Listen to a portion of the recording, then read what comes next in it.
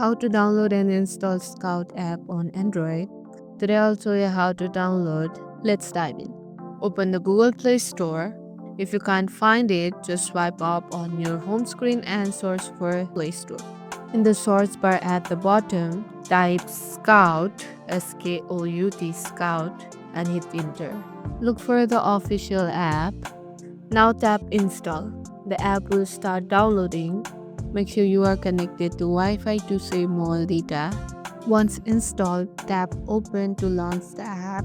Here you will see get started button and you can continue with number, Google, Facebook, Apple ID.